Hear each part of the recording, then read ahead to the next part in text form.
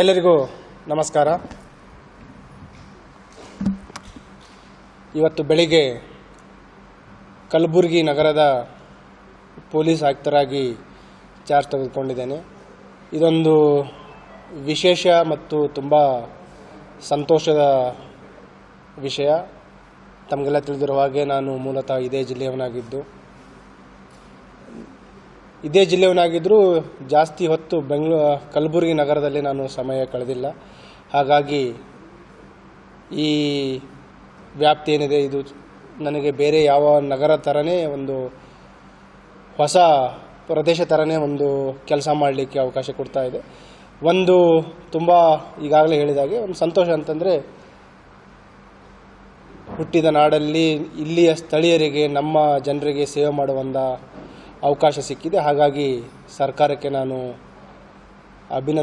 ವಂದನೆಗಳನ್ನು ಸಲ್ಲಿಸಲಿಕ್ಕೆ ಇಷ್ಟಪಡ್ತಾ ಇದ್ದೀನಿ.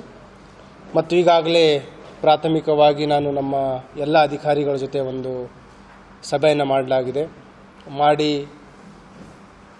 ಒಂದು ಕಿರು ಪರಿಚಯಗಳನ್ನು ನಾವು ಮಾಡಿಕೊಂಡಿದ್ದೀವಿ. ಅದರ ನಂತರ ಏನು ಅವರಿಂದ ನಾನು ಅಪೇಕ್ಷೆ ಪಡ್ತಾ ಇದ್ದೀನಿ, ಯಾವ ರೀತಿ ನಾವು ಕಲಬುರಗಿ ನಗರದ ನಿವಾಸಿಗಳಿಗೆ ಒಂದು ಸುರಕ್ಷತೆಯ ಒಂದು ಭರವಸೆಯನ್ನು ನೀಡಬೇಕು, ಅದಲ್ಲದೆ ನಮ್ಮ ವೃತ್ತಿಪರತೆಯಲ್ಲಿ ಯಾವ ರೀತಿ ಸುಧಾರಣೆಗಳನ್ನು ನಾವು ತಂದುಕೊಳ್ಬೇಕು, ಒಂದು ಜನಸ್ನೇಹಿ ಪೊಲೀಸ್ ವ್ಯವಸ್ಥೆ, ಅದರ ಜೊತೆಗೆ ಟೆಕ್ನಾಲಜಿಯನ್ನು ನಾವು ಯಾವ ರೀತಿ ಅಳವಡಿಸ್ಕೋಬೇಕು, ಸಂಚಾರ ಸುಧಾರಣೆಯಲ್ಲಿ ಟ್ರಾಫಿಕ್ ಒಂದು ಈಸನ್ನು ಯಾವ ರೀತಿ ತಂದುಕೊಳ್ಬೇಕು, ಅದೇ ರೀತಿ ಅಕ್ರಮ ಚಟುವಟಿಕೆಗಳ ಮೇಲೆ ಯಾವ ರೀತಿ ಕಡಿವಾಣ ಹಾಕಬೇಕು, ನಂತರ ವೃತ್ತಿಪರತೆಯಲ್ಲಿ ಏನೇನು ಸುಧಾರಣೆಗಳನ್ನು ತರಬೇಕು, ನಮ್ಮ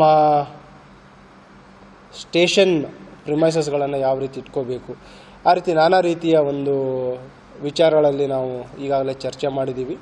ಮುಂದಿನ ದಿನಗಳಲ್ಲಿ ಅವುಗಳನ್ನು ನಾವು ಕಾರ್ಯರೂಪಕ್ಕೆ ತರ್ತೀವಿ ಅಂತ ಈ ಸಮಯದಲ್ಲಿ ಹೇಳಲಿಕ್ಕೆ ಇಷ್ಟಪಡ್ತೀನಿ.